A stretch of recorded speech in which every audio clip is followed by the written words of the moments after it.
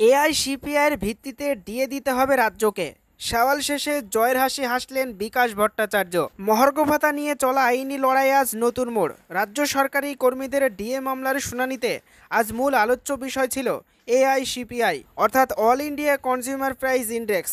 Supreme কোর্টের এদিনের শুনানিতে মামলাকারীদের পক্ষের আইনজীবী বিকাশ ভট্টাচার্য ও সুব্রহ্মণ্যম এমন সওয়াল পেশ করেন যা কার্যত রাজ্য সরকারের যুক্তিকে কোণঠাসা করে দেয়। তারা দাবি করেন রোপা 2009 অনুযায়ী ডিএ গণনার ভিত্তি যে এআইসিপিআই সেটি রাজ্য সরকার নিজেই স্বীকার করেছে। 536 সূচকের ভিত্তি এআইসিপিআই হয়ে উঠল মামলা ঘোরানোর মূল চাবিকাঠি। রোপা 2009 ডিএ নির্ধারণে যে 536 গড় সূচক গ্রহণ করা হয়েছিল সেটি কেবল কল্পনা নয়, এটি সরাসরি এআইসিপিআইয়ের ওপর নির্ভর করে তৈরি করা হয়।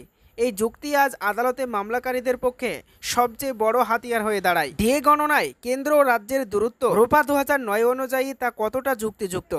বিকাশ ভট্টাচার্য প্রশ্ন তোলেন, কেন্দ্রীয় সরকার যখন এআইসিপিআই সূচক অনুযায়ী বছরে দুবার মহার্ঘ ভাতা দেয়, তখন পশ্চিমবঙ্গ সরকার সেই নিয়ম কেন মানছে না? এমনকি 2010 সালের পর থেকে নিয়মিত ডিএ দেওয়া বন্ধ করে দিয়েছে রাজ্য, যা রোপা 2009 নিজস্ব নিয়মের সঙ্গে সাংঘর্ষিক। বিচারপতিদের প্রশ্ন, এআইসিপিআই বাধ্যতামূলক? সওয়াল জবাব চলাকালীন বিচারপতিরা গুরুত্বপূর্ণ প্রশ্ন তোলেন। রাজ্য কি এআইসিপিআই অনুযায়ী ডিএ দিতে বাধ্য?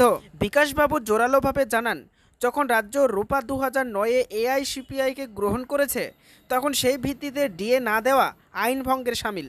এই বক্তব্যে সুপ্রিম কোর্টের বিচারপতিরা যথেষ্ট আগ্রহ ও সম্মতির ইঙ্গিত দেন। রাজ্য সরকারের ডিএ পলিসি কার্যত ধুয়ে দেন বিকাশ ভট্টাচার্য।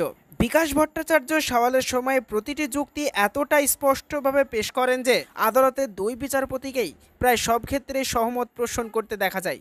তিনি বলেন, ডিএ শুধুই আর্থিক বিষয় নয়, এটি একটি আইনি দায়িত্ব যা রাজ্য নিজেই তা পে কমিশনে স্বীকার করেছে।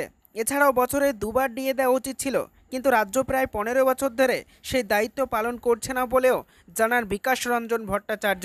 ডিএ মামলার জয়ের ইঙ্গিত সুপ্রিম কোর্টেই মিলল। বিকাশ ভট্টাচার্যের সওয়াল শেষে তাকে হাসি মুখে বেরিয়ে আসতে দেখা যায়, যা আদালতের ভেতরের পরিবেশ ও বিচারকদের প্রতিক্রিয়া বিচার করলে অত্যন্ত তাৎপর্যপূর্ণ বলেই মনে করেছেন বিশেষজ্ঞরা। আদালতের পর সওয়াল শুরু করেন আর এক আইনজীবী করুণা নন্দী। ডিএ মামলা এখন আইনগত দায়বদ্ধতার প্রশ্নে দাঁড়িয়েছে।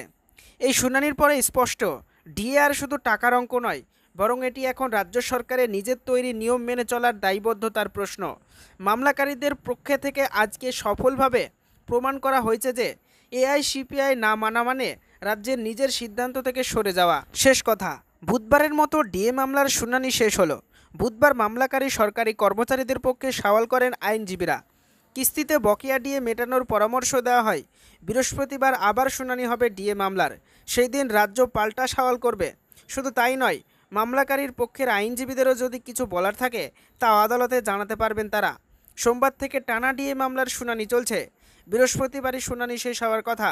তারপরে শীর্ষ আদালত কী বলে সেই দিকে তাকিয়ে সরকারি কর্মচারীরা এবং রাজ্য সরকার।